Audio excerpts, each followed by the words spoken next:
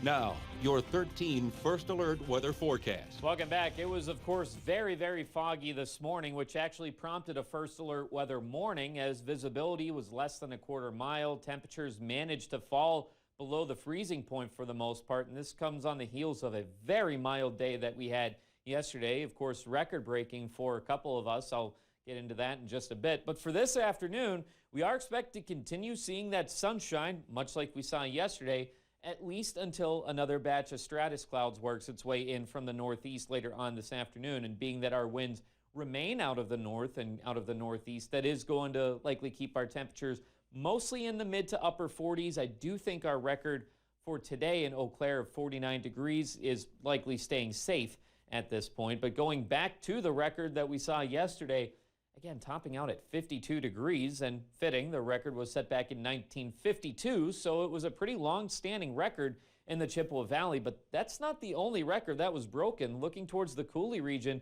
topped out at 53 degrees. Temperatures actually overachieved just a little bit, and that beat out that record of 52 degrees that was set back in 1989. Now, yes, we're talking 50 degrees in January, and of course, we know that it's rare.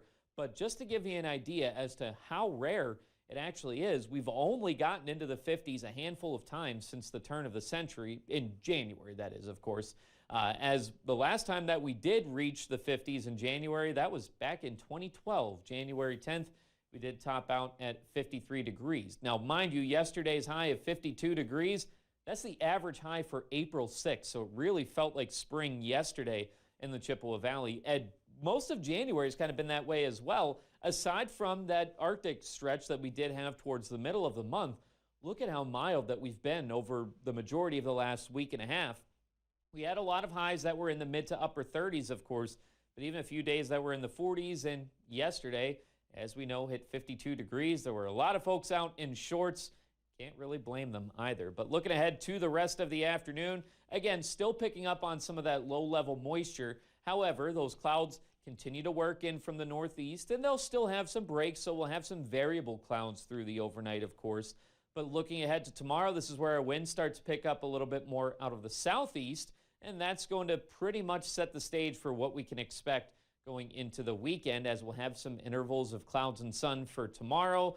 Winds out of the southeast that will continue to pick up a little bit more, especially going into Saturday. As Saturday looks to be a little breezy, of course, that's where we'll start to see those temperatures climb yet again after Friday, a little bit cooler than we're expecting for today, as again, our highs mostly in the mid to upper 40s before later on tonight, kind of where we started off with this morning. A lot of us will be dipping mostly into the mid 20s. But a look at the Coulee region over the next couple of days. Again, we'll keep those very mild temperatures by February standards, nearly 20 degrees above average, getting near 50 on Saturday. Again, staying dry and unseasonably mild. And even in the Chippewa Valley, Sunday getting close to 50 as well. And we take those upper 40s and even low 50s into the middle of next week, as a few more clouds then roll in by the middle of next week as well. But things will be staying dry through then. Now for a Sunshine Award, Connie Parr would like to nominate Madison Shepke and says, Madison is my physical therapist at Northwoods Therapy Associates.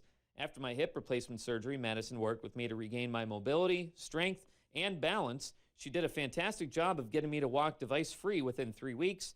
I will be forever grateful for her knowledge and encouragement. Now, if you'd like to nominate someone, send us an email or head over to our website at weau.com.